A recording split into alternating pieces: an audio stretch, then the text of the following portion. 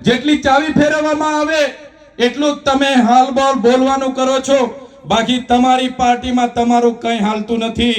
જો તમારી પાર્ટીમાં તમારું હાલતું હોય તો તમે આ મધુબન ડેમના વિસ્થાપિતોને ન્યાય અપાવો। જે લોકોની હાઈ ટેન્શનમાં જમીનો ગઈ છે એમને વળતર અપાવો।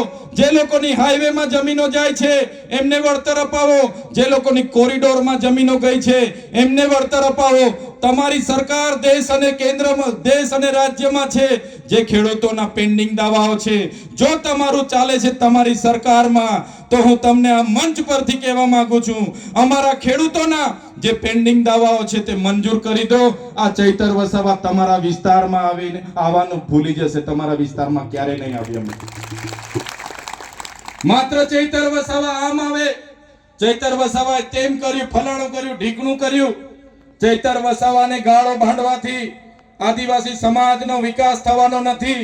જો મને ગાળો ભાંડવાથી મારા સમાજનો ઉદ્ધાર થવાનો હોત તો આ ચૈતર વસાવા રોજના તમારે કાર્યાલય સવારે તમારી ગાળો સાંભળવા આવવા પણ તૈયાર છે। ત્યારે સાથીઓ, માત્ર રાજનીતિ ચમકાવવા વાળા આ ભારતીય જનતા પાર્ટીના લોકોને હું કહેવા માંગુ છું, તમારી પાર્ટીએ અત્યાર સુધી આ વિસ્તારોને ઉદ્યોગપતિઓને આપવાનું કામ કર્યું છે। અમારા યુવાનોને રોજગારી નથી। અહીંથી સેલવાસા, અમારા દમણમાં જવું પડે, સેલવાસા જવું પડે, વાપી જવું પડે, તારે મારા યુવાનોનું ત્યાં 12 કલાકે કામ કરાવવામાં આવે, શોષણ કરવામાં આવે, પીએફ ન મળે, વીમો ના મળે, એરિયસ ના મળે, કાયમી ન કરવામાં આવે।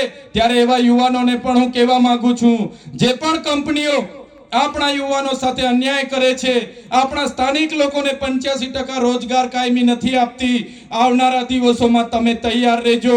જયેન્દ્રભાઈ ગામિત, રાજુભાઈ ગામિત, સાથે સાથે જીતુભાઈ દેસાઈ, કમલેશભાઈ પટેલ, મનીષભાઈ વસાવા, મનીષભાઈ હળપતિ અને ચૈતરભાઈ વસાવાની આગેવાનીમાં એ કંપનીઓ પર જઈને પણ જવાબ માંગવા માટે આપણે બધાએ તૈયાર રહેવું પડશે। સાથીઓ, અહીંયા જે પોલીસ કર્મચારીઓ છે, પોલીસ અધિકારીઓ છે, એમના માટે એકવાર જોરદાર તાળીઓ પાડી લો।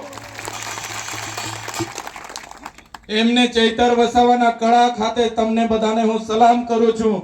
તમારી નિષ્ઠા, તમારી સુરક્ષા, તમે બધા અમારા માટે સુરક્ષા, શાંતિ અને સલામતીનું કામ કરો છો, તમને મારા કળા ખાતે સલામ કરું છું। સાથે સાથે એમના માટે જોરદાર તાળીઓ પાડી લો।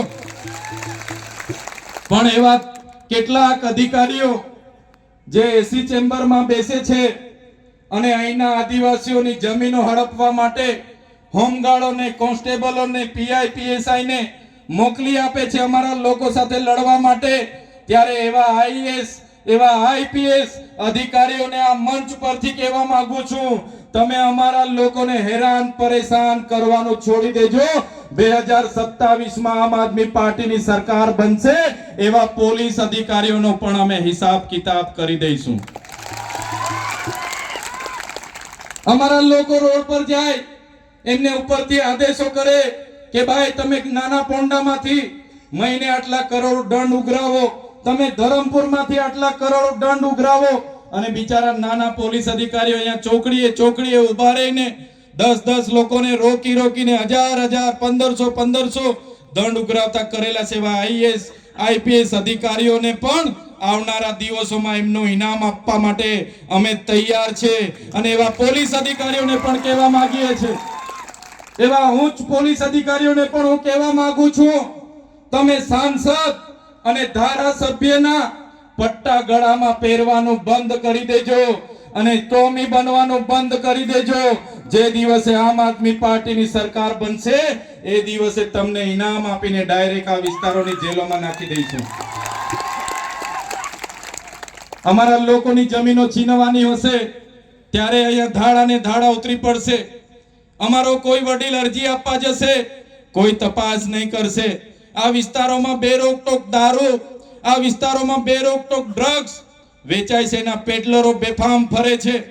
કોઈ ગરીબ એની રજૂઆત કરવા જાય, એનો 10 15 દિવસ સુધી એનું નિરાકરણ નથી આવતું, અને જે અમારા લોકો સાથે અન્યાય અત્યાચાર થાય છે ત્યારે હવે આપણે બધાએ જાગવું પડશે। તલાટી હોય કે કલેક્ટર હોય, હોમગાર્ડ હોય કે જીઆરડી, કોન્સ્ટેબલ હોય કે એનો એસપી હોય કે આઈજી હોય, અમારા જેવા ધારાસભ્ય હોય કે સાંસદ હોય, સાથીઓ, તમારા ટેક્સમાંથી અમને પગાર મળે છે. અમે તમારા સાહેબ નથી, કોઈ અધિકારી તમારો સાહેબ નથી. તમારા ટેક્સમાંથી અમે પગાર લઈએ છીએ. સેવા કરવાની અમારી ફરજ છે, અમારી જવાબદારી છે. ત્યારે તમે જ્યારે પણ કોઈ કચેરીમાં જાઓ ત્યારે સાહેબગીરી કરવાનું છોડી દેજો. તમે માલિક તરીકે ઓફિસમાં જાઓ અને માલિક તરીકે એમના પર હિસાબ માંગો, કામ કરાવો. જે દિવસે આપણા લોકો જાગશે, પોતે માલિક તરીકેની સંવેદના પોતાનામાં જગાડશે, તે દિવસે આ લોકોને ખબર પડી જશે. ત્યારે સાથીઓ, આપણી જમીનો જે પ્રકારે લૂંટાય છે એના માટે આમ આદમી પાર્ટી આજે તમામ મોરચે લડીએ છે. હું નોકરીમાંથી રિઝાઇન આપીને ગયો, આજ દિન સુધી 19 જેટલી મારા પર ખોટી ફરિયાદો કરવામાં